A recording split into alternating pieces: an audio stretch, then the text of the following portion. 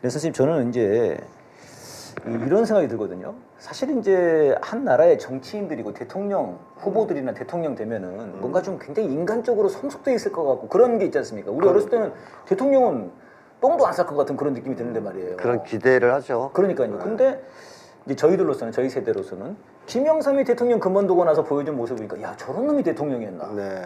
박근혜도 대통령 그 할 때 하는 모습 보니까 야 네. 진짜 완전 꼭두각시 네. 저런 게 대통령이었나 이랬는데 네. 윤석열은 이제 되기 전부터 네. 뭐 그랬습니다만 아니 한동훈 이름도 그동안 그렇게 포장을 하고 대단히 뭔가 있어 보이지만 한동훈이나 하여튼 윤석열, 김건희 이런 네.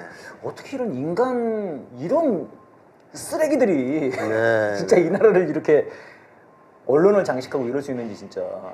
그러니까 극우 세력이 인간 인재풀이 바닥났잖아요. 예. 그러니까 한국의 극우 세력은 혁신을 거부하고 변화를 거부한 세계에서 유례를 찾아볼 수 없을 정도의 썩은 물이거든요. 네. 그러니까 한국 같은 경우는 왜 얘네들 변화가 없었냐 하면 가장 큰 이유는 결국 국가보안법입니다. 그러니까 정적이 있으면 다 그걸 제거할 수 있었기 때문에 양보, 타협, 변화 이런 걸 안 해도 되는 거였거든요. 네. 혁신도 필요 없었고 그러다 보니까 애들이 안일해진 거죠. 만약에 진보 세력을 뭐 진보 세력이나 민주 세력을 그런 색깔 공격 같은 거로 무너뜨릴 수 없었다면 네네. 결국 정책 경쟁 같은 걸 해서 이겨야 되는데요. 그러면 이쪽하고 싸울 수 있는 정책 역량 네. 같은 걸 만들 수 있지 않을 수 없어요. 그리고 일정 정도는 양보하지 않을 수 없어요. 네네. 왜냐하면 자기들이 선거에 질 수 있기 때문에.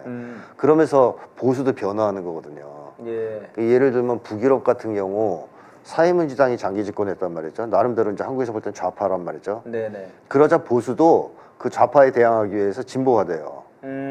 그래서 정책들을? 북유럽의 보수가 한국의 좌파보다 더 좌파적이에요.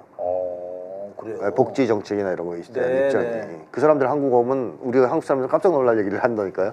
그러니까 지들도 먹고 살려고 그런다 이거죠. 그러니까 자기들도 거기서 살아남으려니까. 살아남으려니까. 이쪽 정당이 이기니까 계속.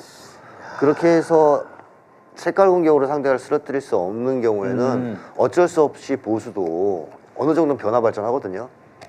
근데 한국은 그렇게 하지 않아도 됐습니다. 네. 색깔 공격으로 잡아뜨리든가 그걸로 못 잡아뜨리면 이제는 대장동 같은 거로 무너뜨리잖아요. 네? 대장동 진짜. 그래서 저는 도덕성 공격이 제2의 색깔 공격이라고 얘기하는 건데요. 예. 그걸로 쓰러뜨려요. 실력으로 경쟁에서 이긴 적이 없어요. 네네. 그러면서 세월이 계속 흘러왔잖아요, 시간이. 자기들의 기득권은 그대로 유지가 됐습니다. 예. 정권 교체가 몇 번 있었음에도. 왜냐하면 개혁이 안 됐으니까. 얘들이 그 과정에서 썩은 거예요, 완전히. 실력도 떨어지고 정신건강도 최악으로 치닫고 한마디로 썩은 물이 된 거죠. 자, 그러니까 내부에 인물이 없으니까 대권 주자를 못 냈던 거 아닙니까? 그렇죠. 지난 대선에서. 그렇죠. 대권 주자를 못 내서 외부에서 데려온 거거든요. 네네. 근데 외부에 있는 사람들은 안 썩었겠냐 이거죠. 예. 예, 썩은 사람 데려온 거죠. 윤석열 같이 검찰도 썩었으니까. 네. 검찰 쪽에서 데려온 사람도 썩은 거죠. 그래서 이게 어떻게 보면 한국 사회가 얼마나 그동안 많이 썩어 있었느냐 하는 걸 보여주는 증거고 네. 그 썩은 정도가 가장 심한 것은 기득권층입니다. 예. 이 기득권층이 얼마나 썩어 있는 걸 보여주는 생생한 사례다.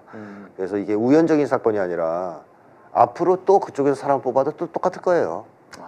윤석열, 한동훈, 김건희 같은 인간들밖에 없을 거예요. 이게 지금 밑바닥이 아니란 말씀입니까? 거의 이제 밑바닥에 도달한 거죠. 더 나빠질 수 네, 있을까. 네. 그러니까 앞으로는 그런 사람들밖에 없을 거라는 거예요.